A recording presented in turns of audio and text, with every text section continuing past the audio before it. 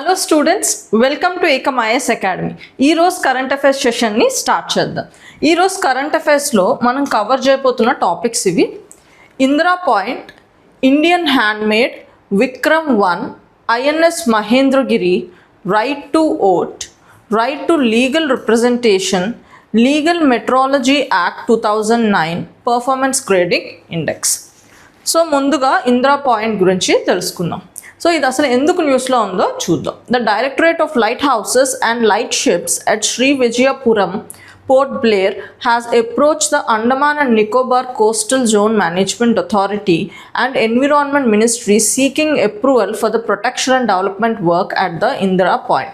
So Indira Point దగ్గర work start చేయడానికి మనకి directorate of light house and lightships at port Blair ఏంటంటే మనకి ఎన్విరాన్మెంట్ మినిస్ట్రీ కోసం దగ్గర పర్మిషన్ కోసం వెళ్ళిందన్నమాట. అందుకు ఇది న్యూస్లో ఉంది. సో మనం ఇది ఎగ్జామ్ డైమెన్షన్లో ఇందిరా పాయింట్ గురించి తెలుసుకోవాలి. అండ్ అలాగే ఇక్కడ డెవలప్మెంట్ వర్క్ చేయడానికి ఎందుకు ఎన్విరాన్మెంట్ మినిస్ట్రీ దగ్గర పర్మిషన్ తీసుకోవాల్సి వచ్చిందో కూడా తెలుసుకోవాలన్నమాట. సో ఇక్కడ ఇందిరా పాయింట్ని మనం the southern most tip of India అని చెప్పి అంటాం అన్నమాట. సో ఇక్కడ ఇప్పుడు మిగతా ఫ్యాక్ట్స్లోకి వెళ్దాం. Indira Point is India's southernmost point located at Great Nicobar Island in Andaman and Nicobar Islands. Okay, it is south of Glatia Bay where the proposed Great Nicobar mega infrastructure project is being developed. So ఈ particular great Nicobar mega infrastructure project గురించి మనం already discuss చేసుకున్నాం. So ఇక్కడ మనకి ఈ Indira point కూడా అక్కడే ఉంటుందన్నమాట. The Indira Point Lighthouse, built in 1972 on 11.5 hectares of land, stands 35 meters tall and made up of cast iron. So ఇక్కడ ఇందిరా పాయింట్ దగ్గర లైట్ హౌస్ ఉందన్నమాట. జనరల్గా అది షిప్స్కి లీడ్ చేస్తుంది కదా. సో ఇది 1972లో కన్స్ట్రక్ట్ చేయడం జరిగింది. 11.5 hectares ఆఫ్ ల్యాండ్లో ఇది ఎంత హైట్ ఉందంటే 35 meters హైట్ ఉందన్నమాట. ఓకే, అండ్ 2004 సునామీలో ఏంటంటే మనకి షీషోర్ అదేంటంటే కొంచెం ఎక్కువ వాటర్ ఇంకా ముందుకు వచ్చిందన్నమాట. సో దానివల్ల ఏంటంటే లైట్ హౌస్ కూడా ఇంపాక్ట్ అయ్యిందన్నమాట. సో దానికి ఇప్పుడు కొన్ని డెవలప్మెంట్ వర్క్స్ చేయాలని చెప్పి ఎన్విరాన్మెంట్ మినిస్ట్రీ దగ్గర పర్మిషన్ కోసం వెళ్ళారన్నమాట. సో ఇప్పుడు ఎన్విరాన్మెంట్ మినిస్ట్రీ దగ్గర పర్మిషన్ ఎందుకు తీసుకోవాలో చూద్దాం. The project area lies in the ecological sensitive categorization of the Island Coastal Regulation Zone. So మనకి ఐలాండ్స్ దగ్గర ఉన్న డెవలప్మెంట్ని రెగ్యులేట్ చేయడానికి మనకు ఒక రూల్స్ ఉంటాయి. అవే ఐలాండ్ కోస్టల్ రెగ్యులేషన్ జోన్ అన్నమాట. ఇది మనకి ఎన్విరాన్మెంట్ ప్రొటెక్షన్ యాక్ట్ 1986 ఈ చట్టం అనుగుణంగా ఇవి మనకి ఇవ్వడం జరుగుతుందన్నమాట. సో ఇక్కడ ఇవి ఎందుకు ఇస్తారు అంటే మనకి ఐలాండ్ చుట్టూ ఉన్న డెవలప్మెంట్ యాక్టివిటీస్ ఎన్విరాన్మెంట్కి సస్టైనబుల్గా ఉన్నట్టు చెయ్యాలి కాబట్టి సో అవి కరెక్ట్గా ఉన్నాయా లేదా అని చెక్ చేసుకోవడానికి ఈ రెగ్యులేషన్స్ అన్నీ ఉంటాయన్నమాట. ఓకే, సో అందుకే ఏదైనా అక్కడ డెవలప్మెంట్ యాక్టివిటీ చేసే ముందు సో మనం చేస్తున్న ప్రాజెక్ట్ని ఏ పర్టికులర్ కేటగిరీ, సో మనకి ఈ పర్టికులర్ రెగ్యులేషన్స్ బట్టి కొన్ని కేటగిరీస్ ఉంటాయన్నమాట. మనం చేస్తున్న డెవలప్మెంట్ వర్క్ ఎక్కడ మనకి షీషోర్కి దగ్గరలో ఉందనుకోండి అది ఒక కైండ్ ఆఫ్ కేటగిరీలో ఉంటుంది. కొంచెం దూరంగా ఉందనుకోండి అది వేరే కేటగిరీ ఉంటుంది. అలాగే రూరల్ ఏరియాస్లో ఉందనుకోండి అది ఇంకో కేటగిరీలో ఉంటుంది. సో అక్కడ ఎలాంటి kind of works construction activities చేయొచ్చో చేయకూడదో చెప్తారన్నమాట ఈ ఐలాండ్ కోస్టల్ రెగ్యులేషన్ జోన్ ప్రకారం. ఓకే, సో ఇప్పుడు చూద్దాం. సో ICRZ-1 ఇది ఒక కేటగిరీ అన్నమాట. So highly sensitive area, so highly sensitive ఏరియాని హై ప్రయారిటీగా ICRZ-1గా పెట్టారన్నమాట. సో అందులో ఏమొస్తాయి, mangroves, coral reefs, turtle nesting sites అన్నమాట. సో ఇక్కడ ఎటువంటి కన్స్ట్రక్షన్ యాక్టివిటీస్ చేయకూడదు అన్నమాట. ఓకే, అలాగే ICRZ-2 already developed coastal areas limited regulated construction permitted. So already develop అయి ఉందనుకోండి. సో అక్కడ మనకి లిమిటెడ్ కన్స్ట్రక్షన్ అంటే ఎలాంటి యాక్టివిటీస్ చేయాలి, అక్కడ ఉన్న కోరల్ రీఫ్స్కి లేకపోతే అక్కడ ఉన్న మెరైన్ లైఫ్కి ఇంపాక్ట్ అవ్వకుండా ఎలాంటి జాగ్రత్తగా కన్స్ట్రక్షన్ యాక్టివిటీస్ చేయొచ్చో అలాంటివి పర్మిట్ చేస్తారన్నమాట. Next ICRZ-3 rural and relatively untouched areas development allowed with restrictions. So మనకి కొంచెం లోపలికి సీ దగ్గర నుంచి కొంచెం లోపలికి ఉండి రూరల్ ఏరియాస్ ఉన్నాయనుకోండి అక్కడ కూడా డెవలప్మెంట్ యాక్టివిటీస్ అలౌ చేస్తారు, కానీ కొన్ని రిస్ట్రిక్షన్స్ ఉంటాయన్నమాట. అంటే పొల్యూషన్ క్రియేట్ చేయకుండా డెవలప్మెంట్ యాక్టివిటీస్ని అలౌ చేస్తారు. ICRZ 4. Sea waters and seabed up to 12 nautical miles protects fishing and marine activities. So మనకి ఏంటంటే ఇది మనకి షీ షోర్ నుంచి 12 నాటికల్ మైల్స్ వరకు ఈ పర్టికులర్ రెగ్యులేషన్ అన్న ఉంటుందన్నమాట. ముఖ్యంగా ఈ రెగ్యులేషన్ ఎందుకు ఉంటుందంటే మనకి ఫిషింగ్ అండ్ మెరైన్ యాక్టివిటీస్ని ప్రొటెక్ట్ చేయడానికి ఉన్న ఈ రెగ్యులేషనే ICRZ-4 అన్నమాట.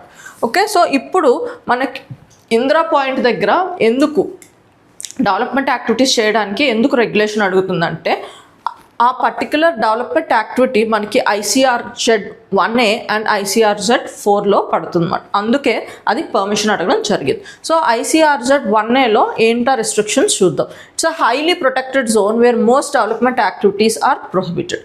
Only limited activities like eco tourism, roads on slits, and in exceptional cases defense or public utility projects are allowed after a detailed environment assessment. So ఇక్కడ ఏంటంటే highest protection are highest regulation ఇక్కడే ఉంటుందన్నమాట. ఎందుకంటే ఇవి coral రీఫ్స్కి, మ్యాంగ్రూవ్స్కి దగ్గరలో ఉంటాయి కాబట్టి impact ఎక్కువ ఉంటుంది. సో తప్పనిసరిగా ప్రాజెక్ట్ ఏదైనా చెయ్యాలి అంటే దానికి కండిషన్స్ చాలా ఉంటాయి అన్నమాట. సో ఒకవేళ అది పబ్లిక్ యూటిలిటీ ప్రాజెక్ట్ అయితే, డిఫెన్స్ ప్రాజెక్ట్ అయినా ఎన్విరాన్మెంట్ ఇంపాక్ట్ అసెస్మెంట్ చేసి కొన్ని జాగ్రత్తలు చేస్తూ ఆ ప్రాజెక్ట్ అక్కడ చేయాల్సి ఉంటుంది అన్నమాట. So ICRZ-4 allows certain regulated activities such as land reclamation, bunding and erosion control measures. So మనకి ఈ లైట్ హౌస్ యాక్టివిటీ అన్నది మనకి ఈ కేటగిరీలో పడుతుంది కదా. 12 నాటికల్ మైల్స్ షోర్ దగ్గర ఉంటుంది కదా మనకి జనరల్గా లైట్ హౌస్. సో ICRZ-4 కేటగిరీలో పడుతుంది. అలాగే మనకి మ్యాంగ్రూవ్స్, కోరల్ రీఫ్స్, సో ఇవన్నీ షోర్స్ దగ్గరలోనే, కోస్ట్ లైన్ దగ్గరలోనే ఉంటాయి. సో లైట్ హౌస్ కూడా కోస్ట్ లైన్ దగ్గరలోనే ఉంటుంది కాబట్టి సో ICRZ-1 అలాగే ICRZ-4లో పడుతుంది కాబట్టి మనకి ఇందిరా పాయింట్ దగ్గర డెవలప్మెంట్ చేయడానికి ఎన్విరాన్మెంట్ మినిస్ట్రీ పర్మిషన్ తీసుకోవాలన్నమాట. Indian handmade. నెక్స్ట్ టాపిక్ మనకి ఇండియన్ హ్యాండ్మేడ్. ఇండియన్ హ్యాండ్మేడ్ అన్నది ఇది ఒక డెడికేటెడ్ డిజిటల్ మార్కెట్ ప్లేస్ మాట. అంటే ఇది ఒక వెబ్సైట్ మాట. దేనికోసం డిజైన్ చేశారు? Indian handloom and handicrafts Indian handlooms and హ్యాండీక్రాఫ్ట్స్ని ప్రమోట్ చేయడానికి డిజిటల్ మోడ్లోని దానికోసం తయారు చేసిన ఒక వెబ్సైట్ మాట. అందుకే ఇది డిజిటల్ మార్కెట్ ప్లేస్ అంటున్నారు అన్నమాట. So India currently has estimated 64.66 lakh handloom and handicraft artisans. So ముఖ్యంగా ఈ పర్టికులర్ ఇనిషియేటివ్ వల్ల ఇంతమంది హ్యాండ్లూమ్ అండ్ హ్యాండీక్రాఫ్ట్ ఆర్టిషన్స్కి హెల్ప్ దొరుకుతుంది అన్నమాట. సో అందులో ఉమెనే ఎక్కువ పర్సెంట్, 71% ఆఫ్ ద హ్యాండ్లూమ్ వీవర్స్గా ఉన్నారు and 64% of the total artisans as of 2025. So మనకి హ్యాండ్లూమ్ అండ్ హ్యాండీక్రాఫ్ట్ ఆర్టిషన్స్లో ఎక్కువ కాంపోజిషన్ ఎవరున్నారంటే మనకి ఉమెనే ఉన్నారన్నమాట. సో వీళ్ళకి ఒక మార్కెట్ ప్లేస్ని, బ్రాండింగ్ని అండ్ అలాగే మార్కెట్ని ఎన్లాస్ చేస్తే మనకి ఉమెన్ ఎంపవర్మెంట్, ముఖ్యంగా ఫైనాన్షియల్గా వాళ్ళని ఎంపవర్మెంట్ చేసినట్టు ఉంటుంది అన్నమాట. Indian Handmade was launched in 2023. ఈ ఇనిషియేటివ్ యాక్చువల్లీ 2023లో లాంచ్ అయింది to strengthen the visibility to the handmade products and open wider market opportunities for sellers. So మనకి ఆన్లైన్లో లైక్ మనకి ఓపెన్ చేస్తే ఏమవుతుంది, యాక్సెసిబిలిటీ చాలామంది యూజ్ చేయడానికి, చూడడానికి ఎక్కువ స్కోప్ ఉంటుంది. దానివల్ల ఏంటంటే మనకి హ్యాండ్మేడ్ ప్రొడక్ట్స్కి అలాగే హ్యాండ్లూమ్స్కి మార్కెట్ అన్నది పెరుగుతుంది అన్నమాట. సో ఈ పర్టికులర్ ప్లాట్ఫామ్ అనేది, ఈ డిజిటల్ ప్లాట్ఫామ్ అనేది ఎవరు తయారు చేశారంటే digital India corporation under ministry of textiles. So salient features. So ఈ ప్లాట్ఫామ్ ఫీచర్స్ ఏంటి, ఎలా సపోర్ట్ చేస్తుంది? స్పెషలైజ్డ్ ఆన్లైన్ మార్కెట్ ప్లేస్ చెప్పాను కదా. ఇది ముఖ్యంగా మనకి హ్యాండ్లూమ్ అండ్ హ్యాండీక్రాఫ్ట్స్ కోసం వాటి ప్రొడక్ట్స్ని లైక్ వాటి విజిబిలిటీ పెంచడానికి తీసుకొచ్చిన డిజిటల్ మార్కెటింగ్ ఇనిషియేటివ్ మాట. It enables weavers and artisans to sell the handloom and handicraft products online మాట. Direct buyer access. సో ఇదేంటంటే మనకి మధ్యలో ఇంటర్మీడియటరీ లేకుండా సో మనం డైరెక్ట్గా ఎవరు మనకి ఇస్తున్నారో వాళ్ళ దగ్గర నుంచే కొనుక్కునే స్కోప్ ఉంటుంది అన్నమాట. Okay, digital empowerment. Artisans and weavers are provided with digital tools and visibility to participate more effectively in online commerce. It offers a wide range of products. So మనకి ఇక్కడ ఈ పర్టికులర్ ఆన్లైన్ వెబ్సైట్కి వెళ్తే, e commerce సైట్కి వెళ్తే మనకి చాలా options ఉంటాయి అన్నమాట. apparel, home decor, furnishing, paintings, furniture, religious items, sanitary, musical instrument, ఇలా మనకి హ్యాండ్లూమ్కి సంబంధించి చాలా ఐటమ్స్ అన్నవి మనకి అక్కడ ఆప్షన్స్ ఉంటాయి అన్నమాట. It also highlight special product categories such as GI tag and 1 district 1 product products కూడా మనకి అక్కడ ఉంటాయి అన్నమాట. సో ఇవేంటి మనకి లోకల్ ప్రొడక్ట్స్ని ఎంకరేజ్ చేయడానికి తీసుకొచ్చిన ఇనిషియేటివే వన్ డిస్ట్రిక్ట్ వన్ ప్రొడక్ట్ అన్నమాట. సో దానివల్ల ఏంటంటే ఆ ప్రొడక్ట్కి బ్రాండింగ్ పెరిగి దానికి ఇంకా మార్కెట్ పెరగడానికి తీసుకొచ్చిన ఇనిషియేటివ్ అన్నమాట. సో అలాంటి ప్రొడక్ట్స్ కూడా మనకి హైలైట్గా కనిపిస్తాయి అన్నమాట. విక్రమ్, సో ఇది మనకి న్యూస్లో ఉంది. ముఖ్యంగా ఇది మనకి స్పేస్ సైన్స్ అండ్ టెక్నాలజీలో స్పేస్ అనే సెగ్మెంట్లో మనం ఇది చూడాలన్నమాట. సో ఇండియన్ స్పేస్ సెక్టర్లో ఏంటంటే చాలా బాగా చేస్తుంది కాబట్టి ఇండియన్ స్పేస్ సెక్టర్లో ప్రైవేట్ పార్టిసిపేషన్ అన్నది ఎంకరేజ్ చేయాలని చెప్పి ఇండియన్ స్పేస్ పాలసీ అని 2023లో మనకు వచ్చిందన్నమాట. సో ఇలా ఇప్పుడు ఆ ప్రైవేట్ సెక్టర్ని ఎంకరేజ్ చేయడానికి తీసుకొచ్చిన మెషర్స్ మనకి ఫ్రూట్ఫుల్గా ఉన్నాయని చెప్పొచ్చు అన్నమాట. ఎందుకంటే ఈ విక్రమ్ అన్నది ఒక లాంచ్ వెహికల్, అది కూడా ఒక ప్రైవేట్ స్పేస్ స్టార్టప్ అన్నది ఇనిషియేట్ చేసిన ఇనిషియేటివ్ అన్నమాట ఇది. Okay, sky route aerospace. So ఇదేంటంటే స్కై రూట్ ఏరోస్పేస్ అన్నది స్పేస్ సెక్టర్లో ఒక ప్రైవేట్ సెగ్మెంట్ అన్నమాట. Okay, sky route aerospace has announced that Vikram 1 will carry 6 payloads during the mission Agaman. So what is Vikram 1? Vikram 1 అన్నది it's a 4-stage orbital launch vehicle. So ఇది ఒక launch vehicle అన్నమాట. Launch వెహికల్తో మనం ఏం చేస్తాం, యాక్చువల్గా శాటిలైట్ని మనం ఆర్బిట్లో పెట్టడానికి యూజ్ చేసిన వెహికలే మనం లాంచ్ వెహికల్ అంటారు. అంటే ఇది ఒక శాటిలైట్ని ట్రాన్స్పోర్ట్ చేయడానికి స్పేస్లోకి యూజ్ చేసే వెహికల్ అన్నమాట. ఓకే, సో ఇది ఒక 4-stage orbital launch vehicle developed by Skyroot aerospace అన్నమాట. ఓకే, సో ఇది మనకి స్పేస్ టెక్నాలజీ ఉన్న ఒక స్టార్టప్ అన్నమాట. ద ఫస్ట్ 3 stages అన్నది, సో ఫస్ట్ 3 stages అన్నవి ఏ ఫ్యూయల్ యూజ్ చేస్తారంటే సాలిడ్ ఫ్యూయల్ యూజ్ చేస్తారు. అండ్ అలాగే మనకి 4th stage అన్నది hypergolic liquid fuel upper stage use చేస్తారు. మనకి యాక్చువల్గా 4 stages ఉన్నాయి. ఈ ఫస్ట్ 3 stagesలో సాలిడ్ ఫ్యూయల్ యూజ్ చేయడం జరుగుతుంది. అండ్ అలాగే ఈ 4th stageలో లిక్విడ్ ఫ్యూయల్ యూజ్ చేయడం జరుగుతుంది అన్నమాట. Okay, it is India's first privately developed orbital class rocket. So మనకి ఇస్రో డెవలప్ చేసేవి లాంచ్ వెహికల్స్ ఫేమస్ ఏంటి, పిఎస్ఎల్వి, జిఎస్ఎల్వి అలా అన్నమాట. సో ఇంతవరకు ప్రైవేట్ సెక్టర్ అంటే మనకి ఇప్పుడు ఫర్ ఎగ్జాంపుల్ స్పేస్ ఎక్స్ మనకి డిఫరెంట్ లాంచ్ వెహికల్స్ని లాంచ్ చేయడం ఉందన్నమాట. అక్కడ మనకి యుఎస్లో ప్రైవేట్ సెక్టర్ పార్టిసిపేషన్ కూడా ఉంది. కానీ ఇండియాలో ఫస్ట్ టైం ఏంటంటే ప్రైవేట్ సెక్టర్ ఒక లాంచ్ వెహికల్ని మనకి డిజైన్ చేసి అండ్ కన్స్ట్రక్ట్ కూడా చేస్తుంది. So Vikram can deploy up to weight of 350 kgs into low earth orbit and 260 kgs into the sun synchronous orbit అన్నమాట. Okay, so payloads to be launch by Vikram. So payload celebrating creativity and India scientific heritage అన్నమాట. So ఎలాంటి payloads అంటే మనం ఈ launch vehicle ద్వారా అంటే సింపుల్గా rocket ద్వారా దేన్ని ఏ పర్టికులర్ శాటిలైట్నో ఆర్ ఏ పరికరాన్ని మనం ఆర్బిట్లో పెడతామో దాన్ని పేలోడ్ అంటారు అన్నమాట. ఓకే, సో ఇక్కడ పేలోడ్స్ని మనకి పేలోడ్ కెపాసిటీ ఎంత ఉంది, 350 kgs if it is low earth orbit. And అలాగే ఇది సన్ సింక్రనస్ ఆర్బిట్ అయితే మనం 260 kgs వరకు పెట్టచ్చు అన్నమాట. సో పేలోడ్స్ ఎలాంటి పేలోడ్స్ ఈ విక్రమ్ ద్వారా పెట్టాలనుకుంటుంది. ఫస్ట్ ఏంటి, cosmic Bloom developed by cosmic diamonds featuring a diamond jewellery creation mounted on a aluminium base plate అన్నమాట. అలాగే మైక్రో ఆర్ట్ని కూడా మనకి ఫస్ట్ ఇనిషియేటివ్ కాబట్టి అది సెలబ్రేషన్గా పెడుతుంది. Micro art and 18K gold rocket holding micro sculptures of Sir C.V. Raman, Dr. Vikram Sarabhai and Dr. APJ Abdul Kalam, each smaller than grain of rice mart. So ఇది first time కాబట్టి దాన్ని celebrate చేసుకోవడానికి ఇలాంటి creative ఇనిషియేటివ్గా పేలోడ్ని పైన పెట్టాలనుకుంటున్నాను. INS Mahendragiri. So ఇది కూడా మనకి న్యూస్లో ఉంది. The Indian navy is set to commission INS Mahendragiri, the 6th indigenous stealth frigate under project 17A at Visakhapatnam. So ఇది రెడీ అయిపోయి విశాఖపట్నంలో కమిషన్ అవబోతుంది. సో అందుకు ఇది న్యూస్లో ఉంది మరి. So INS Mahendragiri. So INS Mahendragiri ఏంటంటే it's a stealth frigate named after the Mahendragiri hills మాట. It was designed by Indian Navy Warship Design Bureau and built by the Mazagon Dock Shipbuilders Limited in Mumbai. So ఇది ఎక్కడ build చేశారు? ముంబైలో Mazagon dock ship builders build అయిందన్నమాట. It uses the combined diesel or gas propulsion system providing high speed and long endurance. So ఇది use చేసే fuel ఏంటి? కంబైన్డ్గా diesel and gas fuel use చేస్తారన్నమాట. దీనివల్ల ఏంటంటే మనకి స్పీడ్ అన్నది బాగా ఇంప్రూవ్ అవుతుంది. అలాగే ఎక్కువసేపు మనకి ఈ ఆపరేషన్ ఏ ఆపరేషన్ కోసం యూజ్ చేస్తున్నామో దాన్ని ఎక్కువసేపు నీటిలో ఉండగలదు అన్నమాట. The frigate carries. సో ఈ ఫ్రిగేట్ అనేది ఒక వార్షిప్ కదా, జనరల్గా నేవీలో యూజ్ చేసేది ఒక వార్షిప్ మాట. సో ఎలాంటి కైండ్ ఆఫ్ వెపన్స్ క్యారీ చేసే క్యాపబిలిటీ దీనికి ఉంది. సర్ఫేస్ టు సర్ఫేస్ మిసైల్స్ని క్యారీ చేస్తుంది. అంటే మనకి సర్ఫేస్ మీద ఉండి టార్గెట్ కూడా సర్ఫేస్ మీద ఉంటే దాన్ని సర్ఫేస్ టు సర్ఫేస్ మిసైల్ అంటారు.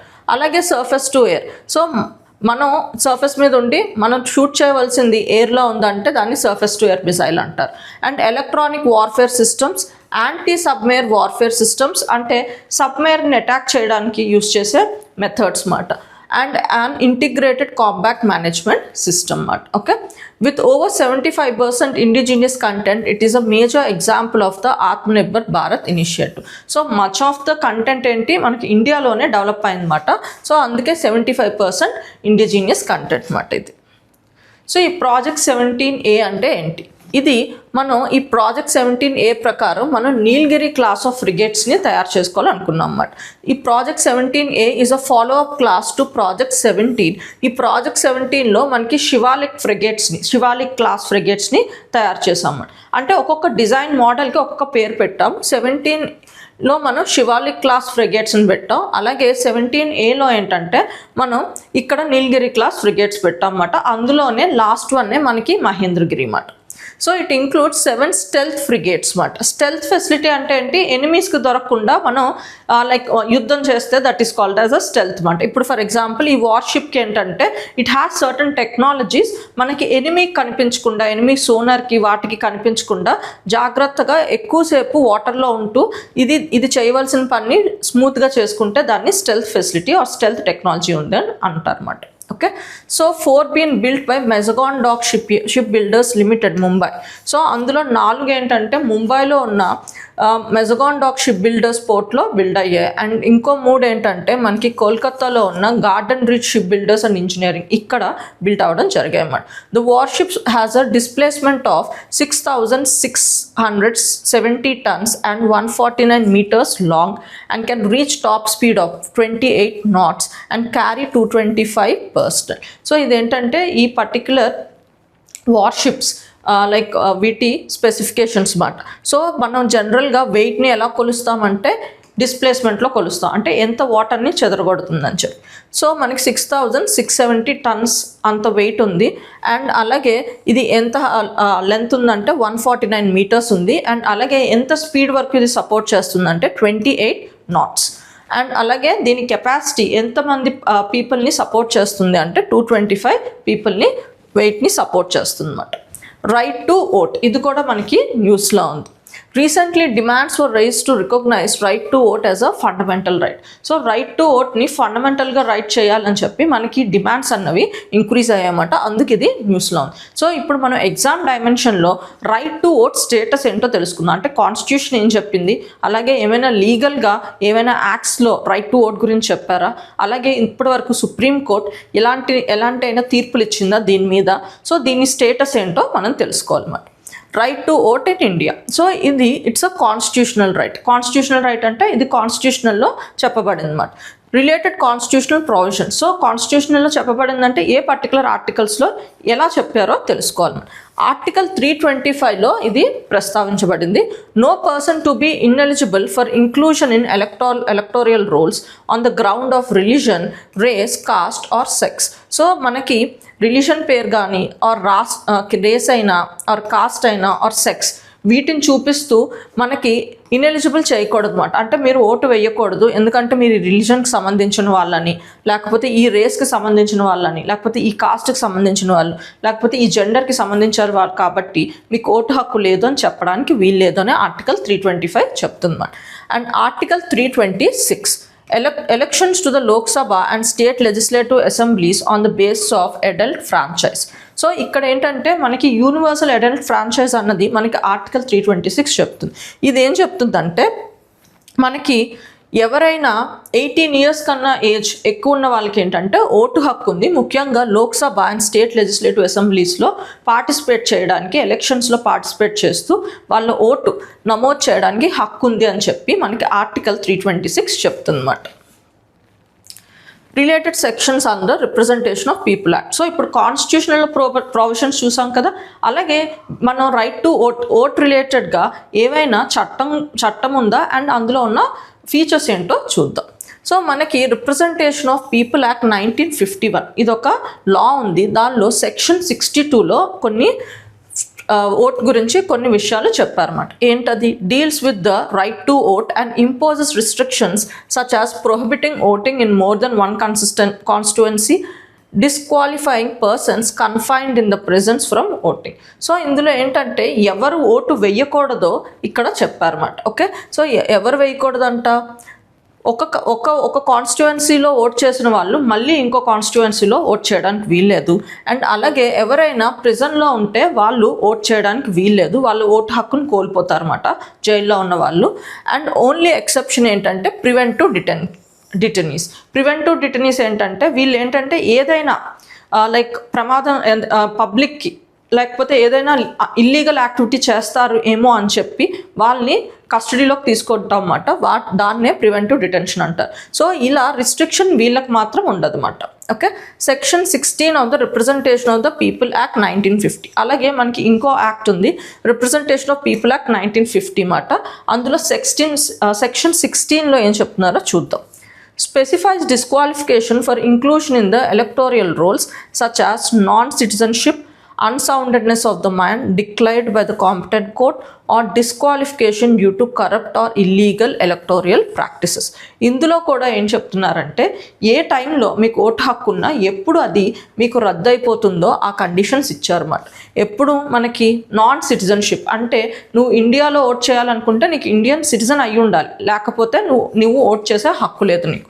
అండ్ అలాగే unsoundness of mind declared by the competent court. So ఒక కోర్ట్ ద్వారా నువ్వు లైక్ ఇలాంటి ఓటేసే హక్కు ఆర్ లేకపోతే నీకు అలాంటి స్థితి లేదు కాబట్టి సో అప్పుడు కూడా నీ ఓటు హక్కు నువ్వు కోల్పోతావు అన్నమాట.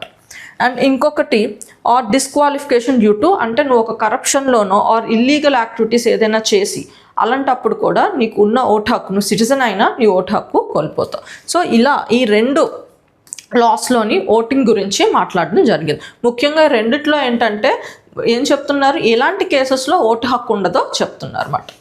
కీ జడ్జ్మెంట్స్, అలాగే సుప్రీం కోర్ట్ మనకి ఓటింగ్ గురించి కొన్ని జడ్జ్మెంట్స్ కూడా ఇవ్వడం జరిగింది. ఏంటో చూద్దాం. People union of civil liberties case 2003. So ఇందులో ఏం చెప్తుంది, right to vote is a statutory but freedom of voting is a fundamental right.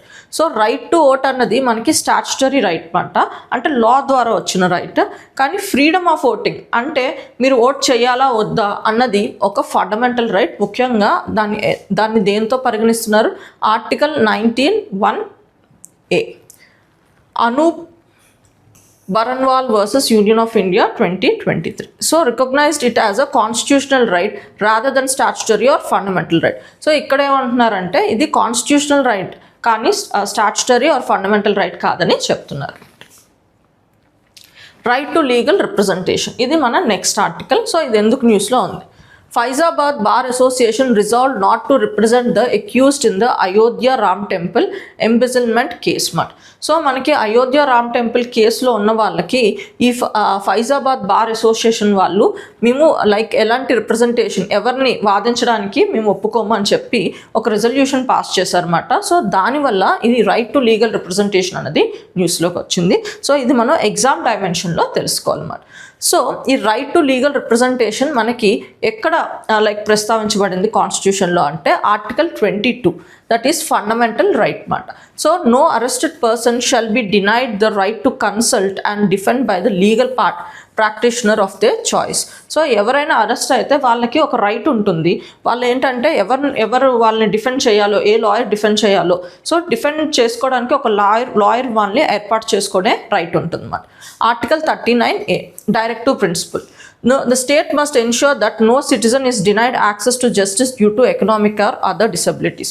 ఒకవేళ ఏదైనా పరిస్థితి వల్ల అంటే వాళ్ళు వేరేగా వాళ్ళు లాయర్ని లేకపోయే పరిస్థితిలో ఉండి ఫైనాన్షియల్ రీజన్ వల్ల ఆర్ ఇంకెలాంటి రీజన్ వల్ల వాళ్ళు పెట్టుకోలేకపోతే అప్పుడు ఏంటంటే స్టేట్ ఆ బాధ్యత తీసుకోవాలన్నమాట. ఎవరో ఒక పబ్లిక్ ప్రాసిక్యూటర్ని స్టేటే ప్రొవైడ్ చేయాలి. అది మనకి డైరెక్టివ్ ప్రిన్సిపల్లో ఆర్టికల్ 39A చెప్పబడింది అన్నమాట. So key judgment, supreme court judgments ఏంటి ఈ right to representation. Sheikh Mukhtar case, ఇది 2020లో వచ్చింది. Right to fair trial is an essential part of article 21. So right to fair trial అన్నది మనకి ఆర్టికల్ 21లో చాలా ఇంపార్టెంట్ పార్ట్ అన్నమాట. సో ఫెయిర్ ట్రయల్లో మనకి లీగల్ రిప్రజెంటేషన్ అన్నది ఇంపార్టెంట్ కాంపనెంట్ కాబట్టి సో లీగల్ రిప్రజెంటేషన్ కూడా ఇందులో మనకి వస్తుందని చెప్పొచ్చు అన్నమాట. ఇంకొకటి కుల్దీప్ అగర్వాల్ కేస్ 2019.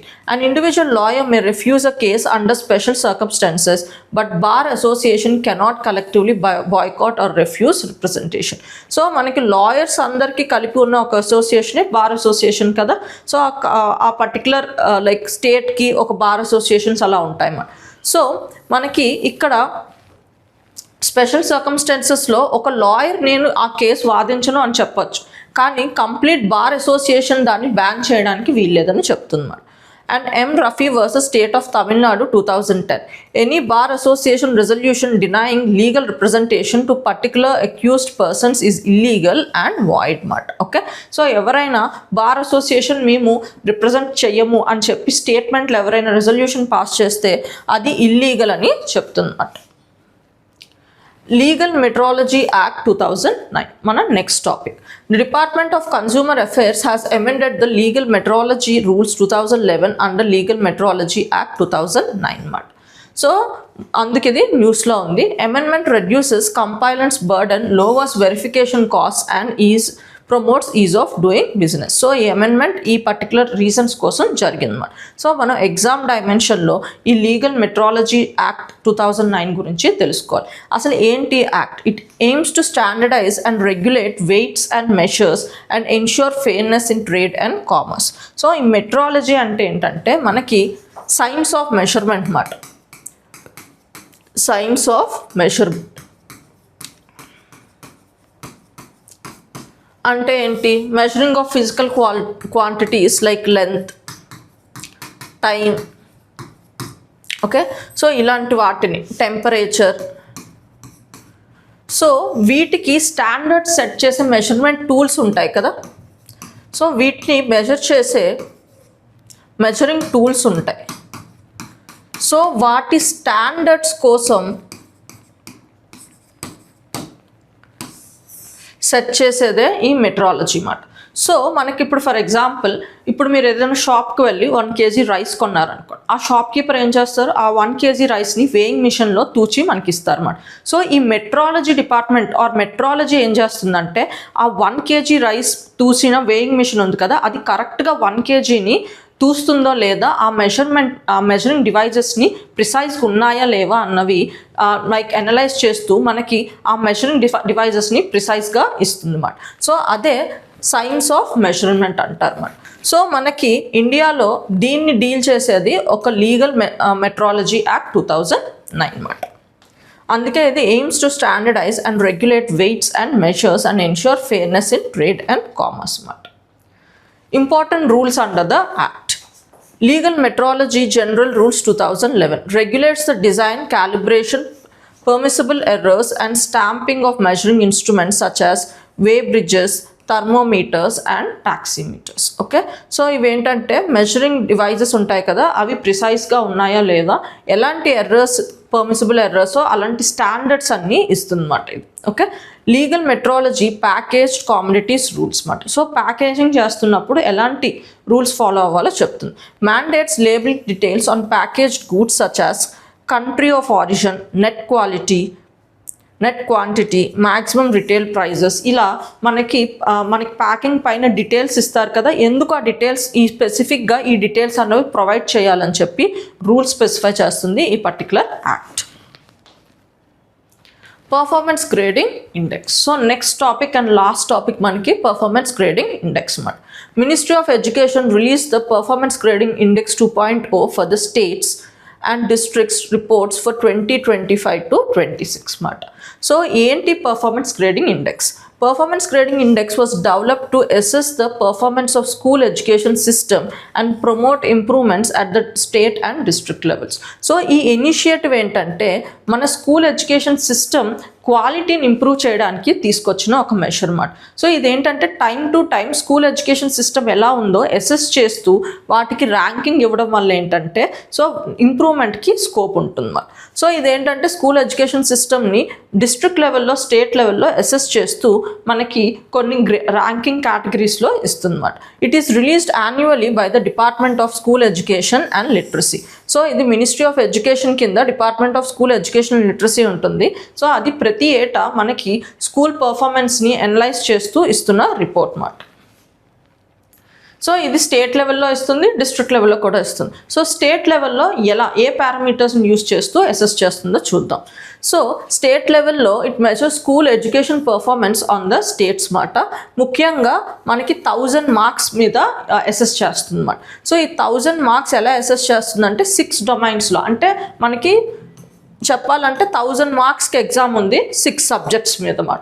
సో అలాగే ఇక్కడ 1000 మార్క్స్కి అసెస్ చేస్తుంది 6 పారామీటర్స్లో అసెస్ చేయడం జరుగుతుంది అన్నమాట.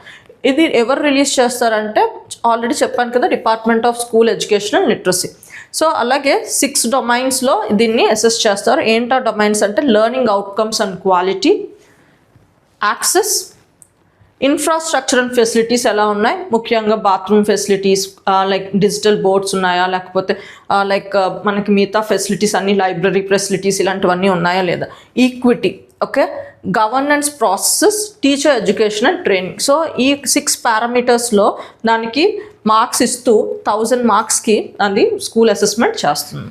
స్టేట్ లెవెల్ అసెస్మెంట్ అయిన తర్వాత మనకి మార్క్స్ ఇచ్చిన తర్వాత వాటికి గ్రేడింగ్ ఉంటుందని చెప్పాను కదా. ఆ గ్రేడింగ్ ఎలా అంటే మనకి 4 లెవెల్స్ ఆఫ్ గ్రేడింగ్ ఉంటుందన్నమాట. ఉత్కర్ష్, ఉత్తమ్, ప్రశస్త, ఆకాంక్షి. ఓకే, ఇలా 4 లెవెల్ కేటగిరీస్ ఉంటాయన్నమాట.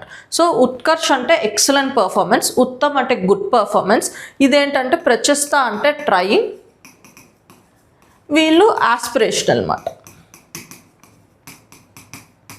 సో వాళ్ళకి వచ్చిన మార్క్స్ ప్రకారం ఈ పర్టికులర్ గ్రేడింగ్ ఇస్తారు. A, B, C అలా ఇస్తాం కదా, అలా వీటికి పేర్లు మాట. సో ఉత్కర్ష్ గ్రేడ్లో సో ఇయర్ యాన్యువల్ రిపోర్ట్ వచ్చింది కదా, ఎలా పర్ఫార్మెన్స్ ఉందో చూద్దాం. This is the highest achievable grade for states and UTs scoring more than 90%. Utkarsh కేటగిరీలో ఎవరికి వస్తుందంటే మనకి ఏ గ్రేడ్ ఎవరికి వస్తుంది, 90% కన్నా ఎక్కువ ఉన్న వాళ్ళకి వస్తుంది అన్నమాట. Other grades are Uttam 1, Uttam 2, Uttam 3. So ఈ కేటగిరీస్లో కూడా సబ్ కేటగిరీస్ ఉన్నాయి. అలాగే ప్రశస్తాలో కూడా 3 కేటగిరీస్ ఉన్నాయి.